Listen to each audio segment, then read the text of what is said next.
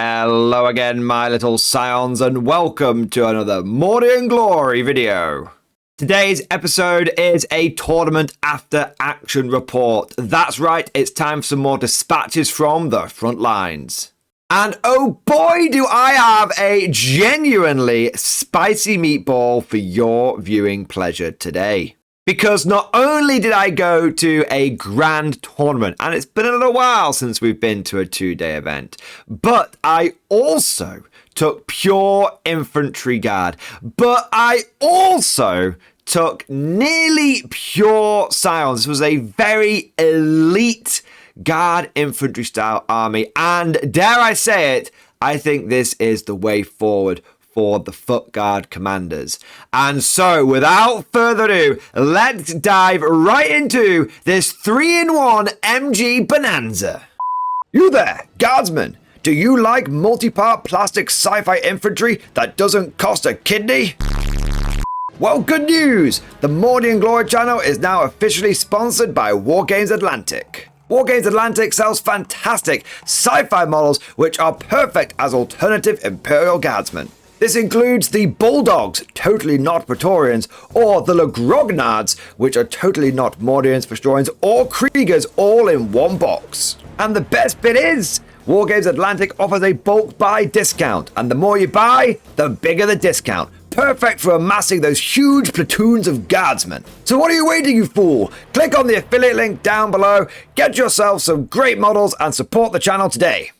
As is tradition, I want to start off by saying a few thank yous. First and foremost, I want to say a huge thank you to the TO, Marcus. Marcus is a good friend of mine. I've been to several of his Warhammer tournaments, and every single one of them is fantastic. Really well run and really well organized.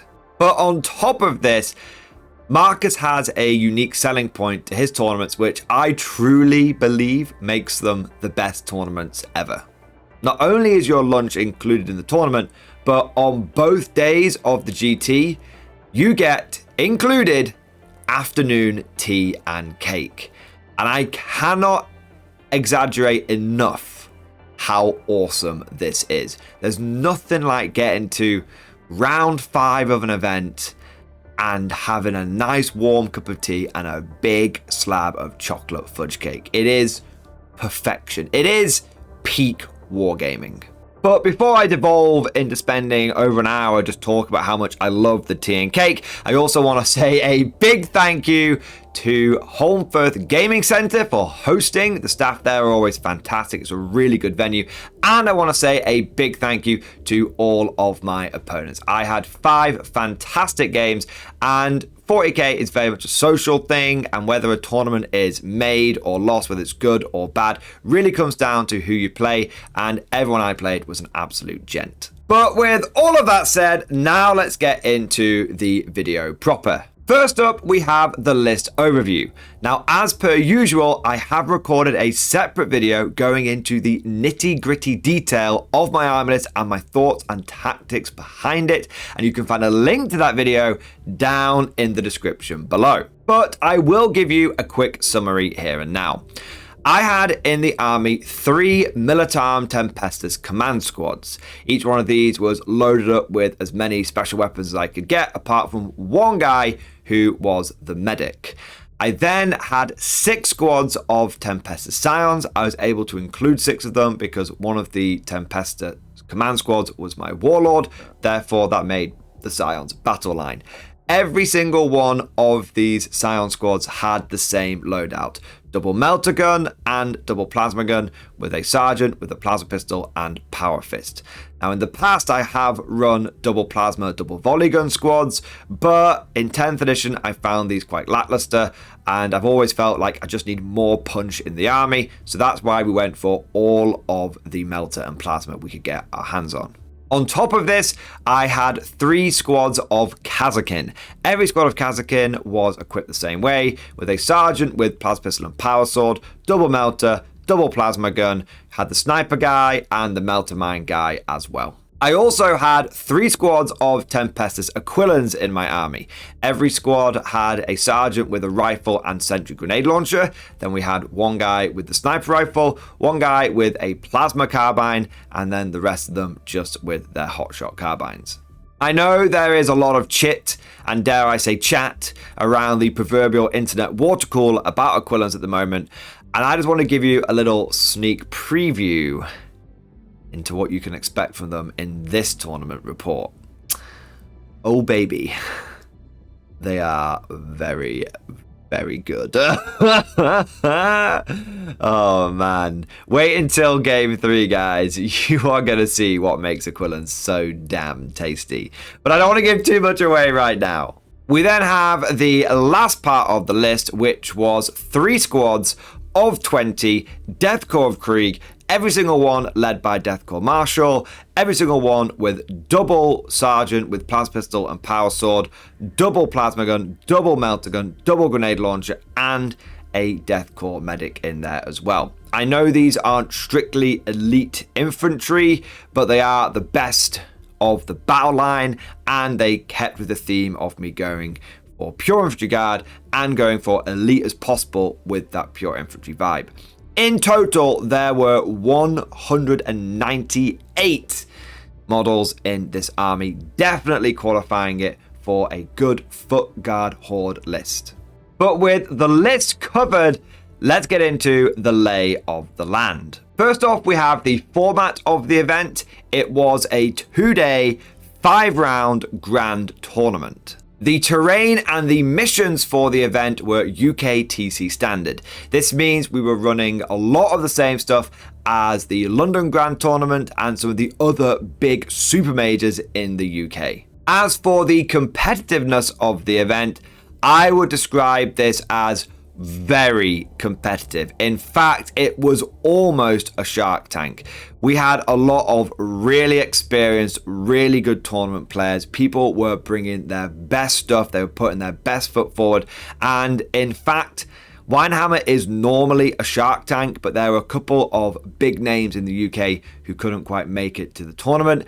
And so as a result, it was not a full-blown Shark Tank, but there was still a very, very strong and very, very high level of play. But that's enough pre-game, preamble, if you will. I know why you're all here. Let's get into the games. Game number 1, and I am paired into Sam and his Chaos Knights. Now, Sam's a good mate of mine. We've seen each other across the gaming hall many times, but this was actually the first chance that we'd had to play against each other at a tournament, so it was a great way to start the event. In his list, he had a Knight Desecrator and a Knight Rampager and a War Dog Stalker. There was also 4 War Dog Brigands, and there were 2 War Dog Carnivores as well. What's interesting about this matchup is it's actually a pretty bad one for my army. Even though I've got a ton of melter and plasma, I don't really have very much that can reliably wound those knights. Whether they're big knights or small knights, I'm going to be fishing for 5s the entire game. And my opponent is going to be on a 4+ or a 5+ invulnerable save. So it really comes down to who can roll the 5s better. But as for the mission, it was Terraform. This was the first time that I actually got to play Terraform, and it's a pretty good mission. And we were doing this with swift action, so you can advance and still do actions. And then it was on sweeping engagement deployment. Speaking of deployment, I had on the left flank a unit of Kazakin. In my backfield, I had 2 units of the Death Corps hiding behind my big ruin. And then over on my middle, I had another unit of Kazakin, another unit of Death Corps, and 2 units of Scions. And then over on the right flank, I had 1 unit of Kazakin. Everything else in my army was in reserve. As for the Chaos Knight deployment, they had 3 of the baby knights over on the guard left flank. They had all of the other baby knights in the middle of the board, and then over towards the rear right hand side, they had both of the big knights. With everything deployed, it was time to find out who was going to go first. Now, I really didn't want the first turn because, well, it means I don't have the bottom of game scoring, and it also means that I have to sort of come out and expose myself first or just throw away one of my turns. So naturally, I got the first turn. God damn it. I don't think there was one time in this tournament when I got the first turn when I wanted it, or I went second when I wanted it. It was always an uphill struggle. Now, my first turn was very quiet because of this. I didn't want to rush out with my infantry because if I expose myself early on, I'm just going to take a whole bunch of casualties. And yeah, I've got 200 guys, but you'd be amazed how quickly you burn through them. 10th edition is pretty lethal. So all I did in my first turn is essentially scout move the Kazakhstan forward into defensive positions and then start scoring some points for sabotage. And that was it. Going over to Chaos Knight turn 1, and Sam decides to be a little more aggressive than me. He takes one of his War Dog carnivores and sprints it down towards the objective on the right hand side. He keeps the other 3 War Dogs that are in the middle just hidden, but then he takes 2 of his War Dogs over on the left hand side, one of them being a carnivore, one of them being a shooty knight, and he comes around the side and starts laying firepower into one of my squads. He then successfully charges that squad and is able to get a whole bunch of OC onto the left-hand objective. With the first blood going to the Chaos Knights, we come over to the Guard, turn 2, and I was actually pretty happy that Sam had fed me these couple of Knights piecemeal, because I can deal with a couple of Knights a turn if I'm lucky, but if he had pushed me with all 7 of those baby Knights and maybe the big Knights as well, then I definitely couldn't have dealt with all of that. So what I do in my turn 2 is pretty simple. I deep strike down a couple of my Gigablobs and I move forward with a whole bunch of infantry, and I essentially pick up the Carnivore and I pick up the Brigand that had come at me on the Chaos Knight turn 1 on that left flank. However, there was a bit of a worrying sign because it took 2 Scion Gigablobs plus a couple of units of Death Corps Krieg, plus also me bringing in 2 units of Aquilans, one of which threw grenades to bring down just 2 small Knights. That is a huge commitment of firepower from me to not even take out half of the enemy War Dogs. Turn 2 for the Forces of Darkness, and the War Dogs are unleashed. All 4 of the remaining War Dogs that are on the left and middle surge forward, the Brigands bringing their guns to bear. Chain cannons, thermal spears, havoc launchers, it all went flying into the Guard drop troopers, and I lost a Gigablob and I lost 2 units of the Aquilans as well. On top of this, one of my Death Corps Krieg blobs was badly mauled and actually engaged in combat by the War Dog Stalker, doing even further damage to it. But we all know the saying, when the Guard gets hit hard, they hit back even harder. And even though our forces were left reeling, like a clenched muscle, we push back. In the Guard's third turn, we bring in all of our reserves, every last one of them, and we push forward with every single unit that we have on the board. Not a single model is going to be left out of this fight. And then we unloaded. And oh baby, whoo boy! It was a good time.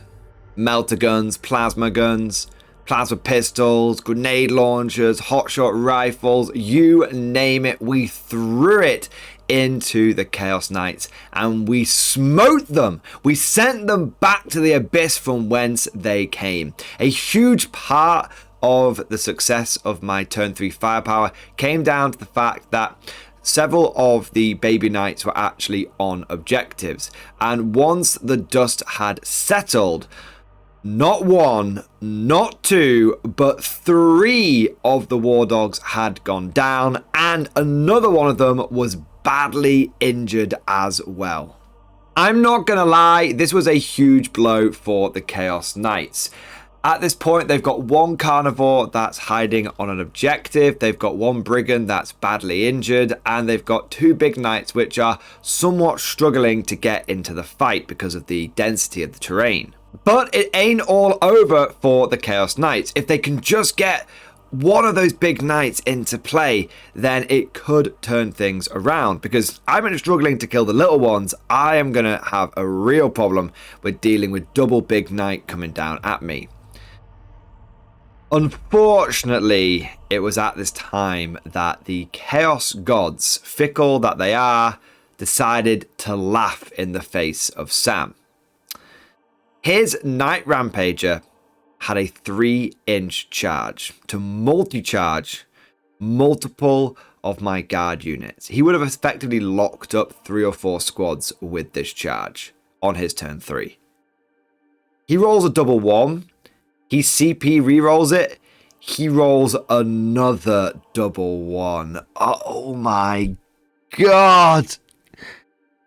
And to be honest, that right there was the game, because that meant that I could deal with one of the big knights and then next turn deal with the other big knight. And in fact, the only thing that was left over by the end of turn 5 was that lone carnivore still sitting on that objective, getting what points it could. And once the dust had settled and the final knights had been toppled, the end score for round 1 was 93 to his Imperial Guard and 33 to the Knights. Couple of big takeaways from that first game.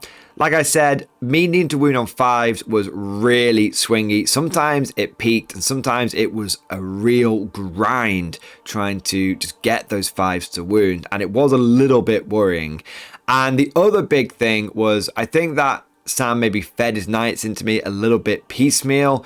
He was somewhat worried about screening me out, but I think the way that he could have completely overwhelmed me from turn 1 was just to go balls to the wall. Because if I could only kill 2 knights a turn, but you're feeding me 2 knights a turn, then I can handle it. If I can only kill 2 knights a turn and you send all of them, including the big ones, at me, then I'm in deep doggy doo-doo. But with game 1 down and a victory under my belt, it was time to go into round 2. And this time, the Scions were being sent in to deal with some traitor guard forces. They're definitely the traitors. Please ignore the blood pact models in my army. Joking aside, game 2 was against Gareth and his beautifully painted Imperial Guard army, and he had in his force Gaunt's Ghosts, Lord Solar Leontus, Tempestus Command Squad, a Platoon Command Squad, Regimental Engine Seer ×2, and Ursula Creed. There was also a unit of Catachan Jungle Fighters, a unit of Infantry, another unit of Infantry, and then we had a Chimera, 2 squads of 3 Bulgrin, and a Hellhound, and a Demolisher, and double Rogel Dawn, and 3 Scout Sentinels, and 10 Scions. Essentially, we have got a Supreme Command Blob, a Creed Command Blob, a Scion Giga Blob, Catachans and a Chimera, and a buttload of Bulgrins and armor pushing forward. This was actually a surprisingly difficult matchup for me, because again, there's a lot of armor in this list, and sure, things like the Sentinels and the Chimera, I can wound those on 4s or better, but the Dawns, double Dawn, with both having a 4% vulnerable save, both having a blank damage, that's going to be tough. That's going to be tough to deal with. And then the Demolisher tank on top of that. And don't underestimate the Hellhound as well, because it's still T10. I'm going to be wounding that thing on 5s. Like, this was, again, a very armor-heavy list with a lot of invulnerable saves in it, which is kind of my kryptonite. The mission for round 2 was Purge the Foe. The twist was Smoke and Mirrors, and the deployment was Crucible of Battle. For my deployment, I had a unit of Deathcore and Kazakin on the far left-hand flank. I then had a unit of Deathcore and 2 units of Kazakin towards my right-hand flank. I had a unit of Scions on my home objective, screening out in case the Giga Blob wanted to try and come down. And then towards the middle, I had a unit of Deathcore and another unit of Scions. Everything else of mine was in reserve. As for Gareth, on the left-hand side, he had Double Dawn. Whoa, hefty. double dawn on one flank was going to be a real problem. Then in the mid, he had his Sentinels and his Chimera and his Hellhound. And then on his right flank, he had both of his Borgin squads and the Demolisher. He also forward deployed the Gaunt's Ghost onto the right-hand objective. After everything was down on the table, it was time to find out who was going to get first turn. But before we did that, Gareth actually used his Lord Solar to redeploy Gaunt's Ghost into reserve. I actually think this was a pretty big mistake. Those models were in the perfect position to screen me out and stop me from deep striking too far up the board early on if I get first turn. And he could have essentially locked that objective down. But by picking them up, it essentially opened up the entire right flank for me. But with Gaunt's Ghost back in reserve, we then do the roll-off and I get first turn.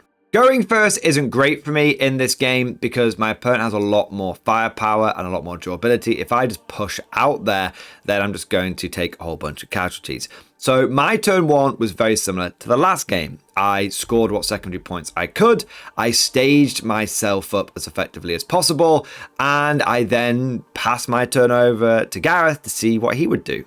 Gareth goes hard his turn one. He is an aggressive player. Both of his Rogel Dawns come down the left-hand flank. The Borgwins come down the right-hand flank, the Demolisher. And in the middle, he very aggressively pushes forward with both of his Catachans and Chimera and his Scout Sentinels. I have to say, this level of aggression took me by surprise. And it definitely wrong-footed me.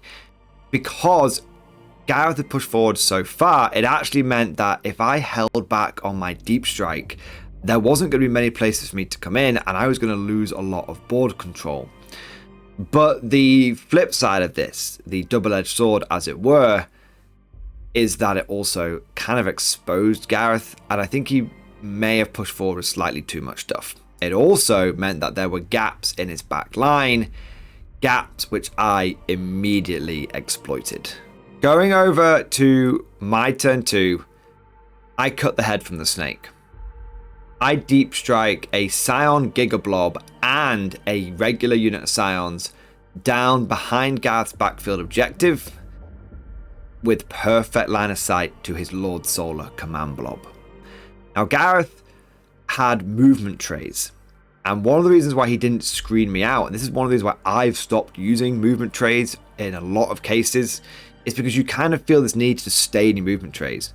But all he needed to do was to take his models out, put them back a little bit, conglime them back a little bit, and I probably couldn't have pulled this maneuver off with my Scions. I could have done it with the Quillons, but I couldn't have pulled it off with my Scions. But as it was, he stayed his movement trays, that limited his ability to screen, and this meant that I could deep strike 25 Scions behind his backfield into his command center. I also was then able to deep strike 2 units of Aquilans into a small gap between his Hellhound and his Chimera because I've got a 3-inch deep strike, and this gave me perfect line of sight to Creed. But in truth, I was looking to end this game turn 2, and I pushed forward with everything that I could.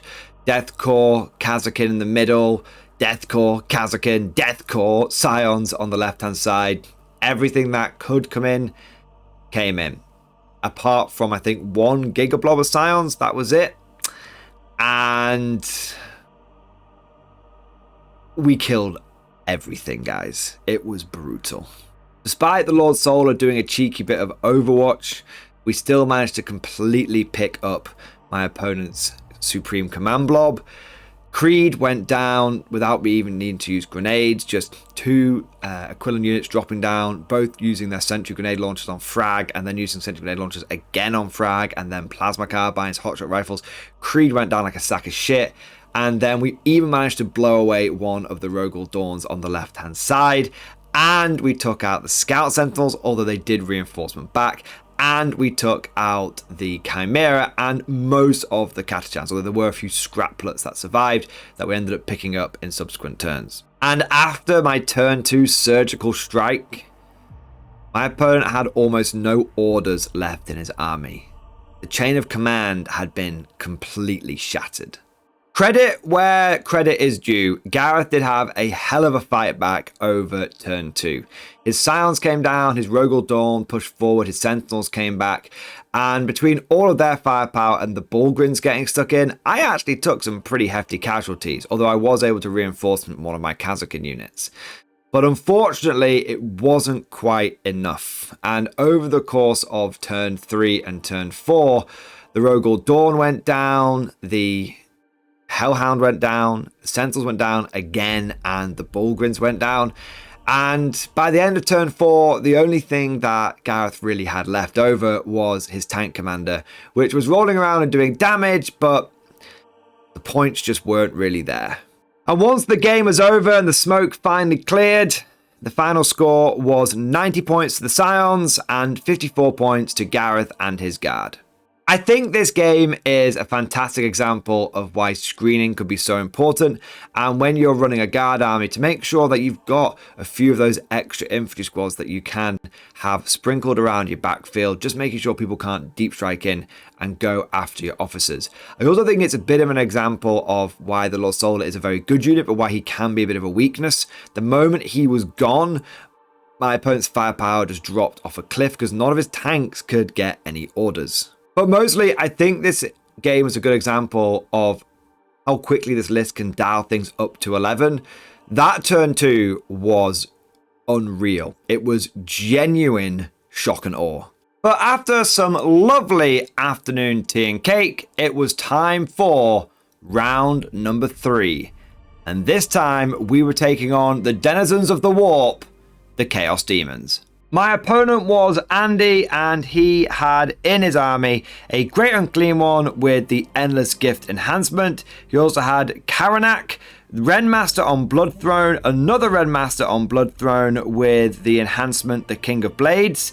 Then there was Scarbrand and the Changeling. There's also a unit of Nurglings, a unit of Plague Bearers, and a couple of big units of Blood Crushers, and then a huge 10-man squad of Fleshhounds, followed by another smaller squad of Fleshhounds and 2 units of Screamers.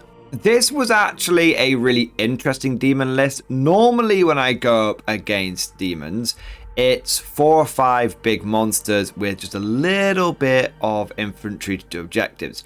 But this time there were only 2 big monsters. And instead, I was facing the infamous Blood Crushers, which have been tearing it up recently on the competitive scene. I also really liked the inclusion of the big unit of War Dogs with Karanak. That's something that I've not seen before. Now, the mission for round 3 was Taken Hold, and the twist was Hidden Supplies. There were 6 objectives in total, 4 across the middle of the board, and then the deployment was Search and Destroy. Mixing things up, we'll start with the demon deployment. Everything went on the line. I think there may have been 1 or 2 small things in reserve, but pretty much everything went on the line. The only difference was there was a unit of Nurglings that infiltrated out onto the left flank. My deployment... Screening my kingdom for screening. I put 3 units of Kazakin up front on the line, and no matter what was going to happen, I was going to scout move those guys forward to try and hold back the forces of chaos for as long as possible. I then, behind that, put a unit or 2 of Deathcore of Krieg, and then behind that, I had 3 units of Scions, no Gigablob, just the regular Scions, and then another unit of Deathcore of Krieg.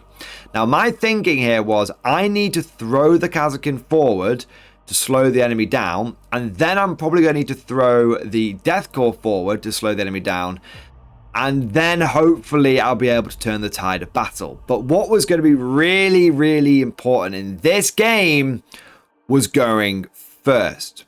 Now, normally against demons, you don't want to go first, because then they can, in your turn, pick up a couple of units, put them into deep strike them down turn 1. But in my case, I really wanted to go first.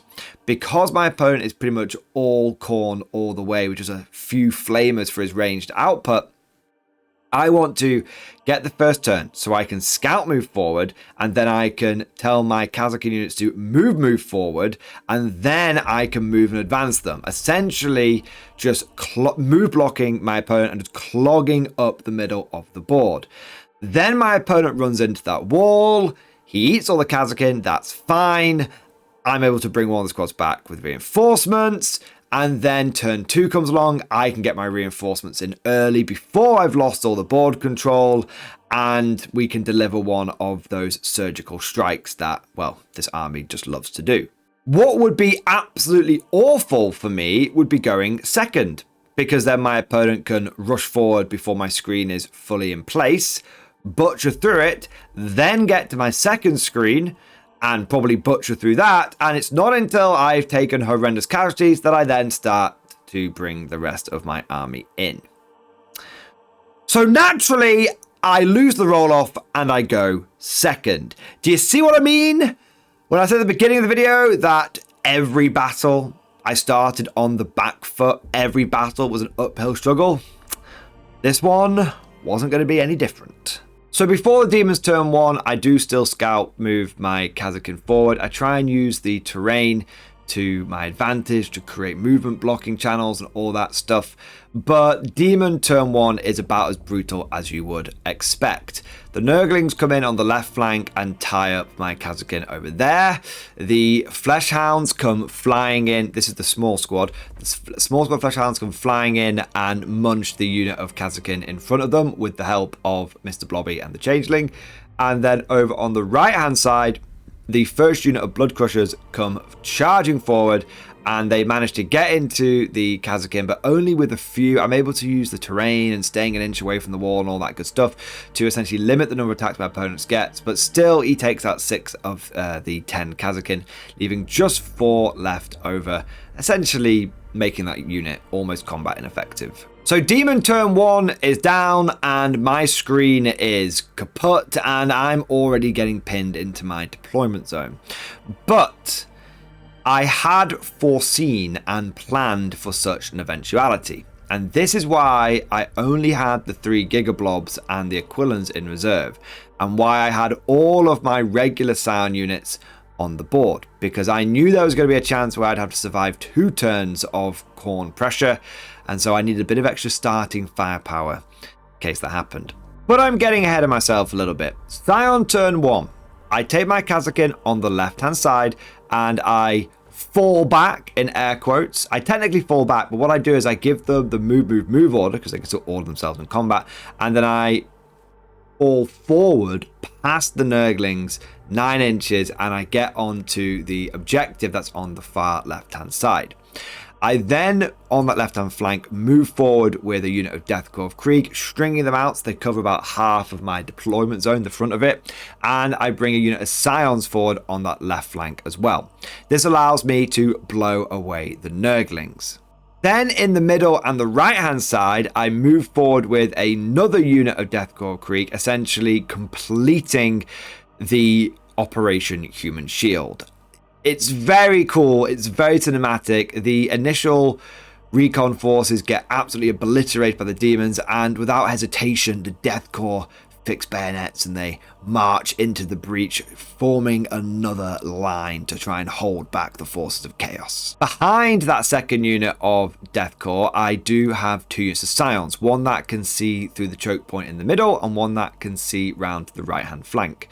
Now that second unit of Scions that can see the middle actually manages to kill all of the Khorne dogs, because the Khorne dogs were actually towing onto the objective, which gave me full rerolls to hit, and I actually get lethal hits against a lot of this army as well, so I was fairly easily able to blow them away. But the big deal, what gave me a fighting chance, was that Scion squad on the right hand side. Those brave, beautiful bastards. They move forward, they level their guns, and they unleash the righteous fury of the Emperor. I get 6 after 6, thanks to the rerolls, thanks to Blood Crushers being on the objective, and the single 10-man squad of Scions actually brings down 4 Blood Crushers. My opponent gets a little unlucky on his saves, but there's just so much firepower coming in at him. Like, I nuked 2 of them with the melter guns, for example. And then another 2 go down to the plasma bolts. And then the Death Corps of Krieg, who they sort of poke their special weapons around the side of the building on that right flank. They throw grenades and then they fire in with their weapons and they're able to kill the remaining 2 Blood Crushers. This was huge. This was like so unexpected. I wasn't expecting to get those Blood Crushers until turn 2. But essentially what's happened is my opponent has come in, he's flattened my first screen, but now I've completely neutered his first wave. And when dealing with pressure armies like this, it's all about how quickly you can clear them. This is because you don't want wave 1 survivors to then merge with wave 2, which then merges with wave 3, and then you just get overwhelmed before you can fully deal with each wave. But first wave, ineffective. The Khorne Demons are going to have to try again. And that is exactly what they do. The second big wave comes in. On the left-hand side, we have Skarbrand and also a Rendmaster, and then a unit of Blood Crushers Deep Strike within 6 inches of Skarbrand as well. And then we've got the big unit of Khorne Dogs with Karanak come down on the right-hand side. And after my opponent has finished doing his movement, I say, Rapid Ingress. And my opponent goes, I thought you were going to do this. And I Rapid Ingress a unit of Aquilans in on that right hand side, 3 inches away from Karanak. And essentially, rather than him getting in against a big 20-man blob of Kriegers that he just munched through, that side has been delayed, been locked down, and he's only going to get to munch on a unit of Aquilans now. But even so, turn 2 for me is brutal. I lose the unit of Kazakin that fell forward onto the objective. Rendmaster just deletes them. Interestingly, Skarbrand actually failed his charge there, but it wasn't hugely impactful. And then, of course, I lose the Aquilans, and then the second unit of Blood Crushers comes in and completely butchers a unit of my Death Corps of Krieg. That gives you an idea of how powerful these things are when they hit at full tilt. 20 Death Corps with a Death Corps Marshal is normally pretty durable, but these guys went through it like a hot knife through butter. And with those Death Corps down, the heart of the Guard army was now open. I had 1 turn to try and plug the gap. I had 1 turn to hold the line. And if I didn't manage it, then the Khorne Demons were going to swarm in through the gaps. The screen was down. And it was going to be bye-bye Guardy. But this is Guard turn 2. This is Scion turn 2. And you guys know what happens next. Every single one of my reserve units came in. Gigablob after Gigablob after Gigablob of Scions. Every man who was hanging around at the back of the deployment zone pushed forward. As far forward as we could, getting onto objectives, getting around the flanks. And we unleashed death upon the immortal denizens of the warp. On the right-hand flank, a vicious crossfire was set up between a deep-striking Scion blob and the original Scion unit that had done so well against the Blood Crushers turn 1, completely wiping that unit off the board. Then we get to the Blood Crushers in the middle, and it might have taken a couple of Gigablobs of Scions to make this happen, but they all went down. They weren't on an objective time, so it took a little bit more firepower to make it happen. We were also able to destroy the Rendmaster over on the left-hand flank as well, and we picked up an erroneous squad of Screamers that happened to be in our line of fire. In a single round of shooting, the nature of the battle had completely changed. The tables had turned, and now it was looking very dicey for the demons. They've got Skarbrand, they've got a Rendmaster, they've got Mr. Blobby, they've got the Changeling, and a unit of Plague Bearers. That's about it. In turn 3, Skarbrand and Mr. Blobby do come in, and they do butcher essentially all of my remaining Death Corps of Krieg. But then over the course of my turn 3, between 2 gigablobs and some cheeky grenades thrown at Scarbrand, he ends up going down. And one of my Kazakin units that had actually come back as reinforcements comes back on the enemy's board edge near the home objective and is able to gun down most of the plague bears, and then they get like an 11-inch charge, get into combat and slaughter the last plague bearers as well. And we get to the end of essentially turn 4 for the demons, and the only thing that is left on the board is Mr. Blobby. That's the end of round 4. And so we just talk out round 5 because there's a few minutes left on the clock. My opponent draws his cards. He can't get anything for it. I draw my cards and I'm able to get a few more secondaries. And the game comes to a close.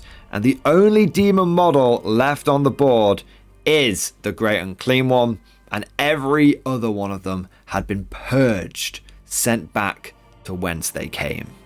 The final score was 90 points to the Scions and 76 to the Demons.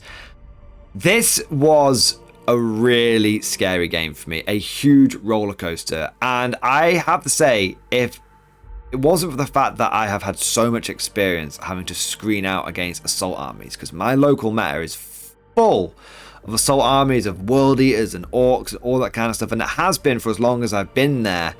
If I didn't have that experience in my belt, this would have gone badly for me. But there was also another bit of experience that I drew upon with this game. If you guys remember the last time I brought pure Scions and I encountered demons, it was back towards the end of 9th edition. And in that game, I'd faced a very, very similar situation. And I decided to deploy everything on the board. And it hadn't worked. And so this time I learned that I needed to be able to screen, but I needed to still have those units in reserve so that I could set up those cheeky sort of crossfires. I could set up those angles that could pull the demons from one side to the other, and if the demons kept pushing forward, it would open up their back line. It just meant that they didn't just have one direction to go in, and I think that was the big difference. After turn 2, when I was deep striking all around the demons, they weren't just going straight into my deployment anymore. They had to start going to the left, going to the right. And it definitely meant that it made the situation a lot harder for them, especially after they'd lost a lot of their small objective holding units. Highlight of the game though, a unit of Scions is unable to shoot the Changeling because of his funky mind powers. So instead they charge in and they absolutely beat the crap out of him. Me and my opponent were laughing because we were like, it's like a bunch of high school jocks like beating up the local nerd, like, oh, you got some books, nerd? It's like beating him up. So there was definitely a few funny moments, and I have to say, special shout out to my opponent Andy, one of the best guys I've ever played. Really, really fun, total gentleman's game, and just a fantastic game overall. So with game 3 down, that was the end of day 1. And I'd actually gone undefeated so far at the tournament. I was feeling pretty hyped. But unfortunately, day 2 was going to be a very different affair. Round 4, I get paired into Ratnu and his Chaos Knights. Now, Ratnu is actually one of the top-ranked Chaos Knight players in the entire of the UK, and he's a really, really good player. And the moment I saw his list, I knew I was buggered. You know how in round 1, I'd played Chaos Knights, and I'd struggled to bring down 2 knights. And I'd only managed to do it thanks to some cheeky grenades. And the only time I've been able to do any real damage was when my opponent had walked onto all of the objectives. Well, Ratnu's list had 11 war dogs in it. Oh my god. 5 brigands, 5 carnivores, a stalker, and then he even had enough points left over for a unit of Nurglings and Rotigus. And Rotigus is basically a Chaos Knight, but he only costs 230 points. This is a phenomenally bad matchup for me because essentially I don't have an army rule. because I don't get lethal hits against anything that's monsters or vehicles. And again, it's just another game of me just fishing for 5s. Except for this time, I've got almost double the amount of war dogs that I've got to deal with. But moving on, we have got the mission, which was Burden of Trust. We then have the twist, which was prepared positions.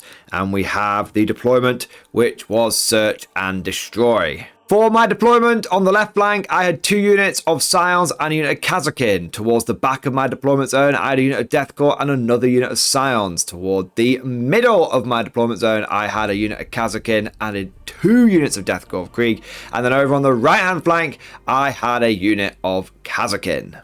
My opponent deployed everything on the line, essentially alternating between war dogs and carnivores, making sure that he had a good mix of combat and shooting units supporting each other. With everything deployed, it gets the all-important turn 1 dice roll. And I really need to go second. If my opponent goes first, then it means I get the bottom of game scoring, which is very important in missions like Burden of Trust. If my opponent goes first, more importantly, it means he has to expose his units first, which means that I get a chance to get the first blow in.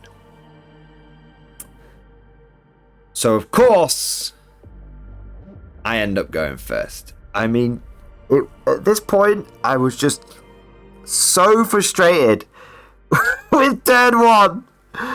I don't think I've ever felt this before with 40k, but after 4 games of just having the bad start, I was at my wit's end. I was like, I cannot possibly be this unlucky. Oh, gentlemen, ladies, small furry creature Alpha Centauri, the bad luck had only just begun. As you've heard me say a few times this tournament, my turn 1 was cagey. My turn 1 was quiet. Scout moved the Kazakin forward into some slightly more favourable positions, but staying out of line of sight. I can't push forward aggressively because I don't have the range damage to get anything meaningful from pushing forward aggressively. And my opponent's got an ungodly amount of firepower. Every knight's got Havoc launchers. 5 of them have got these chain Gatling guns. We've got a Stalker, which has got some kind of crazy gun. We've got thermal spears coming out the wazoo. I've only got 100 guys on the board. I'll just lose half, if not more of them, if I go too aggressive with this.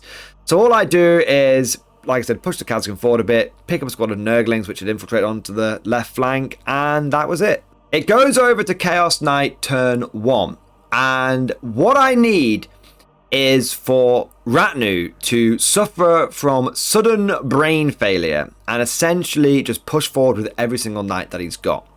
Because yes, that would mean I'd be under a lot of pressure, because dealing with all these knights in one go would be difficult, but it would also mean that it would open up lots of gaps, and it would mean that I'd be able to hit him from all sorts of different angles, so that if I come in with a big turn 2, you guys know I love my big turn 2, then I might be able to do lots of damage. Also, if he pushes forward lots of knights onto objectives, then that will give me loads of rerolls from all of my Scions, and that would be good, potentially generating me lots of sustained hits from my Gigablobs, or just lots of just hits in general from my other units.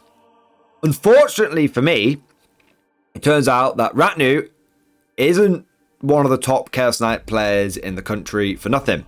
And he plays it perfectly.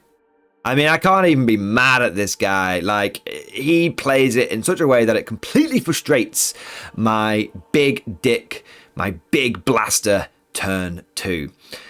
He pushes forward on the right flank with 2 War Dogs, 1 Carnivore, 1 Shooting Knight. And then he just pushes forward a little bit over on the left with another War Dog, but I can't see it and it's turning onto the objective. And then he pushes Rotigus into the mid-board. Now, the reason this is so good is it means that he's now on 3 of the objectives. So if I want to stop him, I need to try and get him off the objectives. Or if I don't, he's going to get out of primary. But he's not exposed much of his army at all. In fact, really, the only units I'm going to get meaningful shots on are the 2 War Dogs on the right-hand side and maybe Rotigus. Everything else, that's 1, 2, 3, 4, 5, 6, 7, 8 War Dogs are 9 War Dogs, sorry, are absolutely fine. But I still go for it in my turn 2. So what I do is I take a unit of equivalents and I deep strike them on the left-hand objective. This means I out-OC him, and that denies my opponent being able to get the primary points there. I then deep strike a Scion Gigablob down onto the right-hand side, and I go after the War Dog, which is towing onto that objective. I also bring in a Scion Gigablob and a unit of equivalents on the opponent's backfield, back corner, so I can go after the Stalker that's holding that objective. And I push forward one of my Krieg Blobs onto the middle objective, meaning that my opponent doesn't have that. So I have successfully denied potentially my opponent or the prime in the middle of the board if I can just kill one knight, and I might even be able to take my opponent's home objective off him. And then I start firing. And I managed to have a mixed turn, but I don't have a good turn. Firstly, I do bring Rotigus down. I'm surprised that I bring him down, but I do manage to get him. It does take a unit of Death Corps of Krieg, 2 units of Scions, and a unit of Kazakin to get him. I think I might even deep struck a Gigablob in there as well. It took a lot of firepower to get Rotigus, but we did bring him down. I then was able to kill the Baby Knight on the right-hand side as well.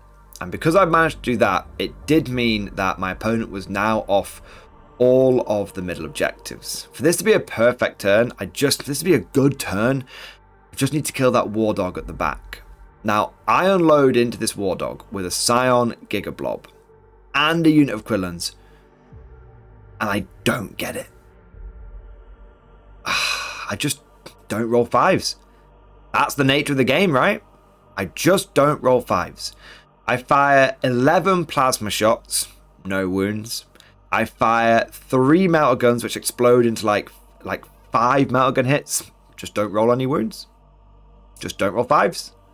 I think I managed to end up taking like 3 or 4 wounds off the Stalker on the back objective. But that's it. And that was a surprisingly big deal. Because if I'd managed to kill 2 knights and Rotigus in a turn, then that means my opponent has to start sending something back to his home field objective, which takes pressure off the front line. And it means that my opponent has less to push into the middle as well. It just starts equalizing things out. But by not getting that back knight, it means my opponent can just keep the pressure on forward, and one knight with a bit of support can pretty much deal with those units that I've deep struck into his backfield. And that is exactly what happens in my opponent's turn 2. Firstly, the 3 Carnivore War Dogs in the middle rush forward and just obliterate my Krieg Blob, absolutely wiping them out. He also picks up the Aquilans that I deep struck onto the objective on the left, just wipes them out with a bit of shooting from the Brigands, and then he kills pretty much over the course of turn 2, turn 3, my opponent wipes out all of those backfield objective units that had deep struck him. And it was at that point when the game really started to slip out of my fingers. I mean, it was already...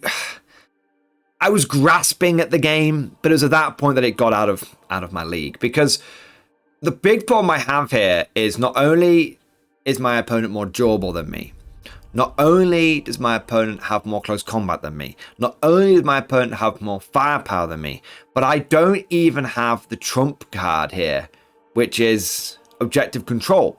Because even though I can make a lot of my units quite objective control dense, each one of those War Dogs is 8 OC. So a couple of those War Dogs get into objective, I can't control it very easily at all. Because they're so big, even if I get a handful of models onto the objective, I can't get enough OC onto that objective while staying, an inch away from the enemy knight as well. I go for a bit of a Hail Mary my turn 3, and I bring everything forward. I push everything forward. I tried to go for a big hit, but I'm just slightly out of position. I've been screened out quite effectively. A lot of my units have had to come in on flanks and stuff, so they're not really now getting into rapid fire range when they're pushing forward.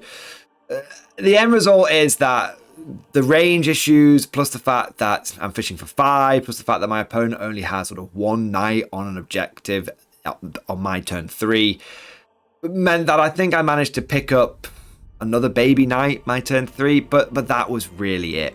One more knight down, a couple of wounds done here and there, but I was fully exposed at this point. I was fully out there, and the war dogs just went to town. And over the course of my opponent's turn 3 and, round 4, we're kind of trading blow for blow, but my opponent is just keeping me under pressure. He's keeping me back. Every time I get close to an objective, I'm able to deny him points, but he's able to push back and deny me points. And what really clinches it is the fact that even though we're sort of going neck and neck, blow for blow, my opponent's got that ace up his sleeve. He's got that trump card. He's got the final turn scoring. And by the time we get to my turn 5, I'm just down to scraplets. I'm able to pick up a mighty 5 victory points in my turn 5. But because of the end of turn scoring, my opponent is able to pick up 23 victory points in his turn 5. And so the final score ends up being 51-78. So it was actually a really, really close game. If you don't take into account how big the final turn scoring is when you go second in games like Burden of Trust, we were actually neck and neck a lot of the time. My opponent was slightly better at secondaries, slightly better at primary, but I was staying in sight of this game the entire time. But it wasn't until that turn 5 when it became a lost cause. But the problem is that my opponent and I both knew that was going to happen. It was like we were just going through the game, but we knew what the end result was going to be because my opponent had that final round scoring. And so very well played to my opponent. He played it perfectly. He knew when to be cagey. He knew when to have a go turn. He knew when to be aggressive. He knew when to be conservative. He had really good target priority. Overall, I feel like I lost this game completely legitimately. Even if I had the best start, I think my opponent definitely just outplayed me. But very well played to Ratnew, and it was a great game, and I learned a lot about playing Chaos Knights, and it was a really, really hard matchup, but I was able to at least go down swinging, and that's all you can really ask for a game like this when it is such an uphill battle from the get-go. But now we get into round number 5, and I don't mean to alarm you, gentlemen, but there is a little bit of drama. And so what I'm going to do is lay before you the facts of the case, and you, the people, are going to judge me. And you are going to be like Caesar. You can thumbs up or you can thumbs down. Joking aside, I am really interested to know what you guys think about this, and please hear me out and then give me your honest assessment down in the comment section, because I want to get a little bit of feedback about this whole situation from you guys. So basically, round 5, I get paired into Chaos Knights again, third game at the tournament, and this time I was going to be playing against 14 War Dogs, which means in total over the course of the tournament, I would have faced 32 War Dogs over 3 games versus Chaos Knights. And I gotta be honest with you, I couldn't do it. I couldn't face playing against that many War Dogs over an event. Not back to back, especially. I think it's a little bit of a problem with Chaos Knights at the moment that to have a good army, you basically have one mono build. And that mono build is just, it's so boring. I'm sorry, Chaos Knight players, I am. But it's just so boring. And I was pretty tired 4 games in. I thought, do I really want to spend the next 3 hours playing into a game that I just know is going to be a foregone conclusion? And I was thinking about the video as well. I was thinking about you guys, and I was like, do the people back home really want me to do another game where it's like, and then it was a game of did I roll 5s? And guess what? I didn't roll 5s! And a lot. It would have been like a 1-minute section of the video. No one wants to see that. I wouldn't have wanted to watch that. So I didn't want to play it. I didn't think you guys want to see it. So I went and spoke to Marcus. And I explained the situation to Marcus, and he's a good TO. He was very, very sympathetic. And we actually ended up realizing there was another player that wanted to drop as well, a chap called Dan. He'd had a pretty rough game 4, and he was thinking of just, I'm not going to play round 5 at all. So what we ended up doing is dropping out of the event. I've never done that before. I've never dropped from an event before. It felt so wrong. It felt weird, but we ended up dropping and having a bit of a grudge match. Now, the reason that we did this is A, it was simple for Marcus, the TO, to just go drop, drop. You're out of the event. Bosh, done. It meant that everyone else could get on with their games. But the big reason why this ended up, in my mind, and this is where, of course, I need your feedback about the whole thing, I'm fully encouraging that, is Dan had actually come up to me at the beginning of the tournament, and he was running full-blown Necron Silvertide. And he said to me, I really hope that we get to play against each other during this tournament because I'd love to see how your Pure Infantry Guard does against like my Pure Infantry Necrons. And so it was like kind of fate that we both just didn't want to do our turn 5. It was kind of fate that we were both thinking of dropping out anyway.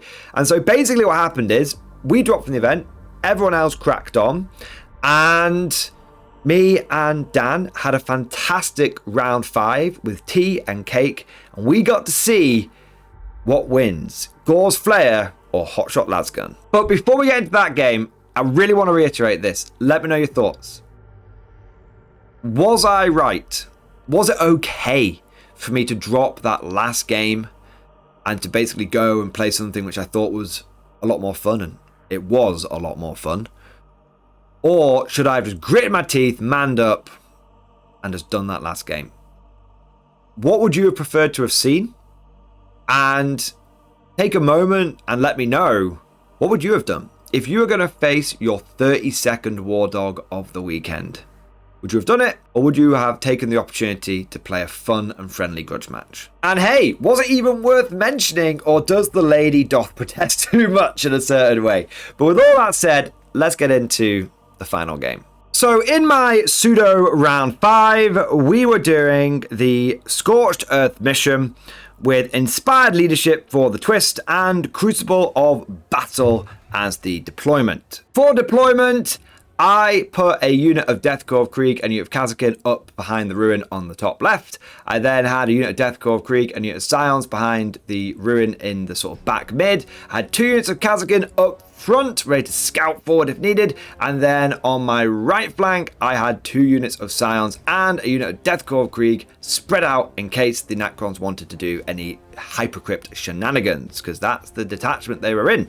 For the Necron deployment, Dan had 1, 2, 3, 4, 5 units of Necron warriors, every single one of them with the Gore's Reapers, and he deployed them all up front in a big battle line in a big phalanx. He also had the Silent King in the middle, giving everyone lots of rerolls, and he had, I think in total, 7 of the heavy destroyers with the very, very strong guns. And then lastly in his list, and also for his deployment, he had a Doom Scythe. I've not seen one of these in a long time, so it was really cool to get to play against it. With everything deployed, we then do the roll off the first turn, and of course, I get turn 1, which is not good in this situation. Not good at all. Because it means that, again, I have to expose myself first, which I don't want to do. Secondly, it also means that against Necron Hypercrypt, he will have the opportunity turn 1 to pick units up and start deep striking them back down. But hey, what can you do? It's just been the theme of this tournament, me having bad starts. And so the classic quintessential slow, quiet turn 1 for the guard ensues. Push forward on the right hand side with a unit of Scions to screen out in case there are any 3-inch deep strike shenanigans that wanted to go on. I push my Kazakin and my Scions into the middle of the board, just ready for a counter push if the Necrons get a bit fruity. And then I push a unit of Kazakin up on the top left objective, mostly just to get myself into a position for turn 2, and also to push back any potential Necron deep strikes again. Turn 1 for the Necrons, and Dan picks up 2 of his warrior blobs at the end of my turn, puts them into deep strike, and then in his turn 1, he brings 1 unit of warriors down on the bottom right objective, putting 20 bodies onto it, which is very, very impressive. And he takes another unit of Necrons and he dumps them onto the middle objective using the 3-inch deep strike. So there's 40 Necron warriors in the midboard objectives. That's pretty chunky. As for Necron shooting, one of my screening Scion blobs in the bottom right is essentially blown off the board with just one Melter Gunner surviving. And then I also get hammered on the top left as well, with my Kazakin taking a lot of shots from a Necron Gore's Flare unit and then being cut down to just 2 survivors as well. Now we go over to guard turn 2, and there's an opportunity here because I can see multiple blobs of Necron warriors, and I've got a hell of a lot coming in from reserve, and a lot of those warriors are on objectives as well. So you know it's Scion time. And if this was round 5 or any round and we were in the normal tournament situation, I would without hesitation engage Meta Mordian Brain Mode, deep strike down and deliver the killing blow. But we are playing a bit of a friendly game here. We're playing a nice game. The reason me and my opponent are doing this is because we want to have a good end to the tournament. So I say to my opponent, Dan, I want to run something by you, but I want you to know that you have executive veto here. And if you think this is going to make the game a bit rubbish, I won't do it. And he goes, okay, fair enough. And I say, I could drop in most of my army this turn, and I think I could pick up 3 Necron Warrior blobs. And I think that would be a really, really big blow to your army. But I don't want to do it if you think it's going to make the game a bit rubbish. So if you want me to pull the punch a little bit, I'm absolutely happy to do it. And I cannot stress this enough. And Dan literally looks me in the eye and goes, do it, man. I want you to do it. And I'm like, are you sure? He goes, yeah, like the whole point of this game is I want to see how my list would stand up to your list. If your list has got some sort of trick or some sort of strategy that it's sort of built around, I want to see it. I want to see what it can do. And I was like, okay, only if you're 100% sure. He goes, dude, stop asking, man. Bring them in. Bring them in. And he actually starts helping me to bring my reserves and deploy them. So I want to just emphasize that moment. That is a sign of a great player. That is a sign of a fantastic dude. And I think it just shows like this was the gentleman's game. So in my turn 2, I bring them in. On the bottom right hand side, I bring in not 1, but 2 Scion Gigablobs. In the middle of the board, I push forward from behind the ruins with 2 Kazakin units and 2 Scion squads. Over on the left hand side, I deep strike a unit of Aquilans in, and I deep strike a Scion Gigablob in, and I push forward with not 1 but 2 units of Death Core of Krieg. And I have to say, all of those ranks of Scions bristling with special weapons across the entire front line, pushing forward. It looked so cool. It stirred something in my heart. And I know it's a tabletop war game, but I was like, yeah, God, fuck yeah, man. Like, it just looked so Imperial Guard. And then we began the shooting. And the Scions did not disappoint. On the bottom right, just 1 Gigablob was needed to completely annihilate the 20 Necron warriors that were there. And then we used another one of our Gigablobs to annihilate the warriors in the middle. Although I did need a bit of fire support from the couple of units that were in the middle there as well. And then there was the squad on the top left, which took the Aquilans, it took the Scions, it took some long-range shots from the Death Corps, and even took a unit of Kazakin, but we were able to get them as well. And we got 3 blobs of Necrons. That is 60 Necron warriors in 1 turn. And it was glorious.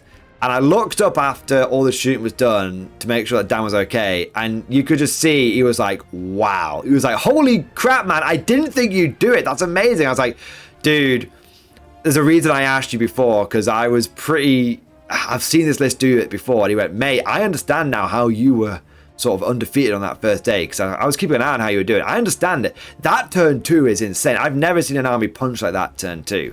And I was like, oh, thanks, man. He went, dude, that's cool. But I wanted to like bring the sort of fun and the flavor back into the game. And so at the end of my turn 2, I did something which was a little silly and definitely was not the right move whatsoever. But I charged his remaining 2 units of Necron warriors. Now bear in mind, these things were basically undamaged. And I charged a unit of Scions into one and a unit of Kazakin into the other. And I was like, there's a little friendly competition going on here between the 2 units. I didn't really kill any warriors. and through pure weight of attacks, I did end up losing a fair few of my models. I guess I kind of locked them down a little bit, but those warriors were going to happily chew through those squads over that combat and then the combat in their turn. Now, you might think that with that turn 2 done, 60 warriors, like literally 60% of the Necron warriors on the board picked up, that the game would be done and dusted. Oh, no. This was a very different beast. This is a very different game because there's redundancy built into this list. And actually, over the course of turn 3, I take quite a few casualties on the return blow. Firstly, the Doom Scythe comes in on my right hand flank, and this thing's got an unholy amount of sustained hits, and it pretty much guts a Scion Gigablob single-handedly. Like, I think there's like 3 or 4 survivors left, not many at all. There's also the Silent King, who between his shooting and his close combat, he manages to wipe out 2 units single-handedly, one of my Kazakin squads and one of my Scion units. And speaking of close combat, those Necron warriors, thanks to being near the Silent King and getting some rerolls, were able to essentially cut their way free of the remaining Kazakin and Scions, and there was like maybe 1 or 2 left in each one of those squads. So yeah, I'd come in and done a lot of damage, but I'd taken about the same amount of casualties in return. And let me tell you, after one of those big hit turns, in any other game, I've not taken 60 casualties back. I've taken maybe like 20 or 30. But to have the clapback come in and actually start whittling me down quite effectively, taking out over 25% of my army, I mean, really almost taking out a third of my army, that was a big deal. And I think it really goes to show that when you're playing Scions or when you're playing against Scions, having that redundancy built into your list is really important because they can dish out a lot of damage, but they really can't take very much at all. It comes over to the guard turn 3, and what I do is I fall back with the like 1 or 2 surviving Kazakin on the left flank that were engaging those Necron warriors, and then I push forward with the infantry that I've got on that flank, and I bring in a couple of units of Aquilans, and I'm able to kill that warrior blob off the board. It did take a lot of firepower. It did take a lot of long-range shots, short-range shots. It did take the Aquilans coming in, using their grenade launchers, and then firing them again in their own shooting phase and all that kind of stuff. But we do manage to get the warrior blob. And then we try and go after the Silent King. And I throw everything at him. Melter guns, plasma guns, grenades, hotshot las rifles. And we get him down to like 2 wounds. And I charge in. I charge in with a big squad of Scions with a Power Fist Sergeant. And I get 2 wounds from the Power Fist Sergeant onto the Silent King. My opponent passes one of his 4-up saves. And I'm like, yes, I've got him. And my opponent's like, I got a CP reroll. I'm like, no, don't you dare. Don't you dare. And he rolls the dice. And it's a cocked dice, a clearly cocked dice. And it's on like a 6. And I'm like, no. And he's like, no, don't worry, man. He's like, don't worry, that's definitely a cocked dice. Picks it up, rolls it again in the dice tray. And it lands bang on that 6 again. I'm like, no! I went all in on the Silent King and I didn't get him. And he was pissed. And to rub salt in the wound, beginning of Necron turn 3, this guy regenerates 3 wounds back. And between his swings back and him chopping in his own turn 3 and the shooting that he can do out, the Silent King just goes to town.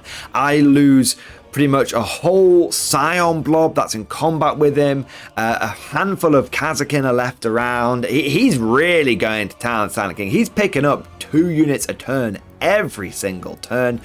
And then we've also got the Necron Destroyers, who individually have only got a few shots, but when they combine the shots together, they can pretty much gut one of my units. And so I'm taking casualties in the shooting phase as well.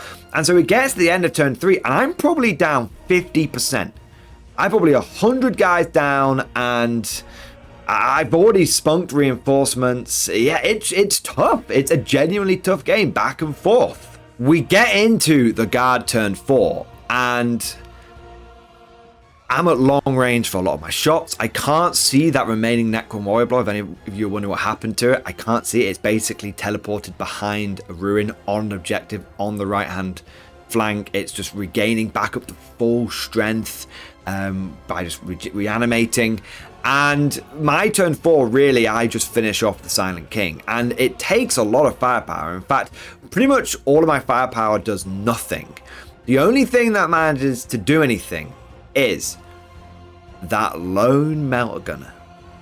Do you remember we saying turn 2, turn 1 from the Necrons, there's like one lone melter gunner that survived out of Scion squad? Well, this was the turn when he became a hero of the Imperium. Everyone else had fired at the Silent King and just bounced. Just hadn't got the wounds, fishing for 5s and 6s again, hadn't got the wounds. All my opponent made is 4-up saves. And then it comes to that melter gunner. Firstly, I used grenades on him. He'd passed his battle shock test. He'd passed something like really high, like a 5 and a 6. He'd passed his battle shock test. First thing he does, pulls the pin on a crack grenade, and he throws at the Silent King. And he manages to get 3 wounds off him, bring him down to just 2 wounds left. He then levels his melter gun, and he gets the hit.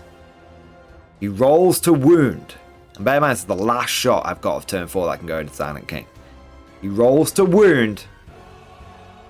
He gets the wound. My opponent rolls his save. Fails it. He re-rolls the save with a CP reroll. And it lands on a big fat 1. My melter guy is like point blank range, so he's getting the melter damage. But even so, I roll the damage on the weapon to see what would happen, and it gets a big 6. 8 damage through, and the lone melter gunner is just like, they ain't so tough. Bang! Just fires that melter shot, superheated shot right into the Silent King, liquidating him, banishing him back, sending him back to the tombs, phasing him out.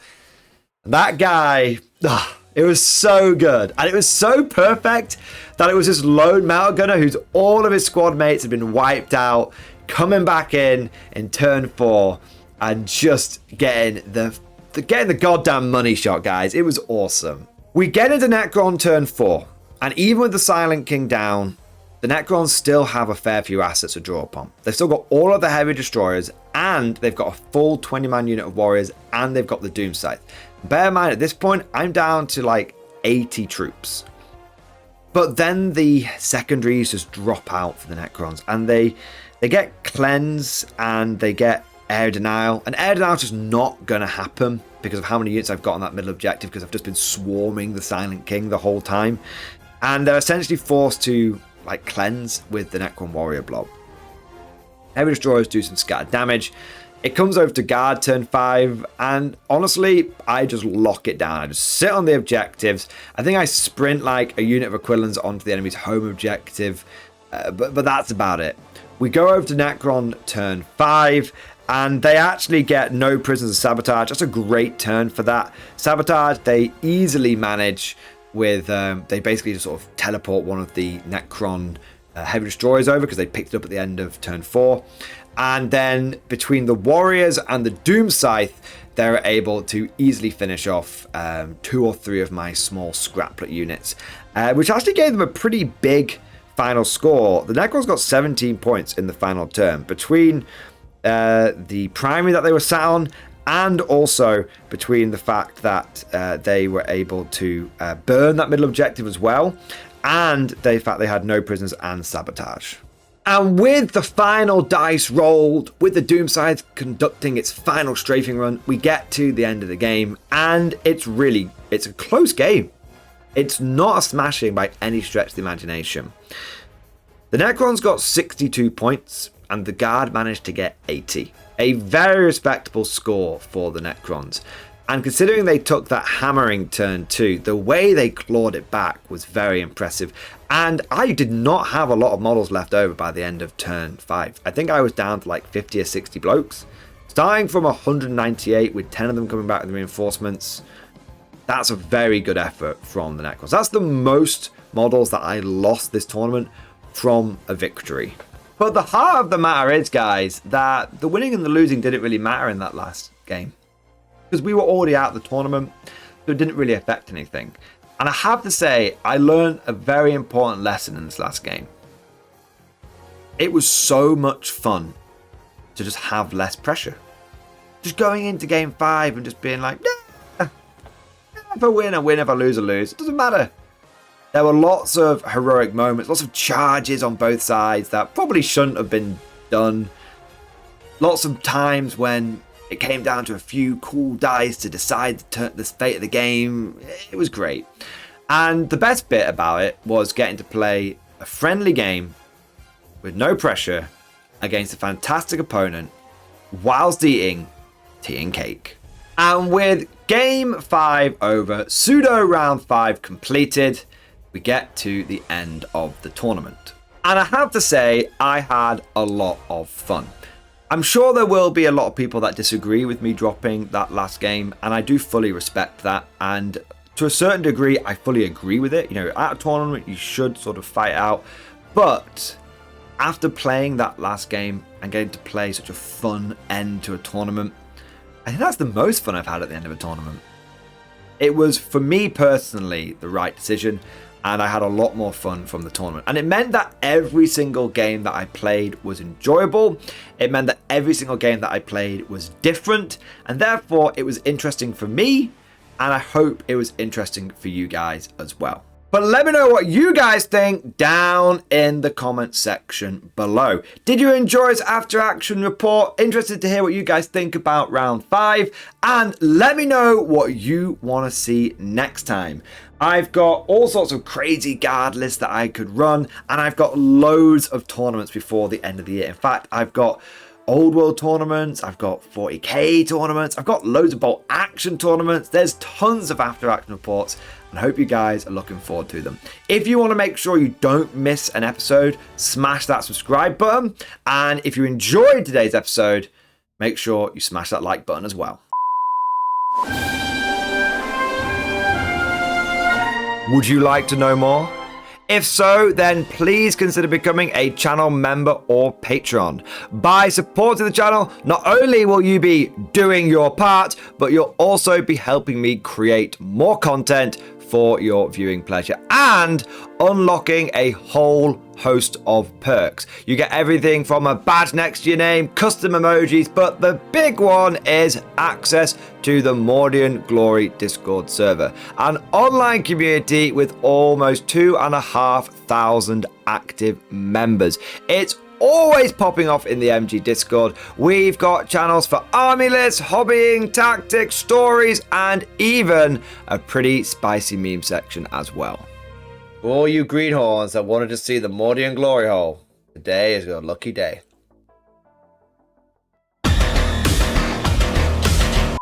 And joking aside, I do want to say a massive thank you to all of the current channel members and patrons. You guys are amazing. Truly the lifeblood of the channel. I could not do Mordian Glory full-time without the incredible and generous support of my members. So thank you guys so much. And last but certainly not least, I want to say a personal thank you to all of my top tier Patreons. These are the War Masters, the people who have truly gone above and beyond the call of duty. So a heartfelt thank you to Alex Dengal, Bon Vert, Lord Pryor, Mark Panconi, RJ Scorpion, Swordfish Trombone, Try Again Bragg, John Stubbs, Nick Walsh, Diesel Fox, and August Barney. Seriously guys, thank you from the bottom of my heart.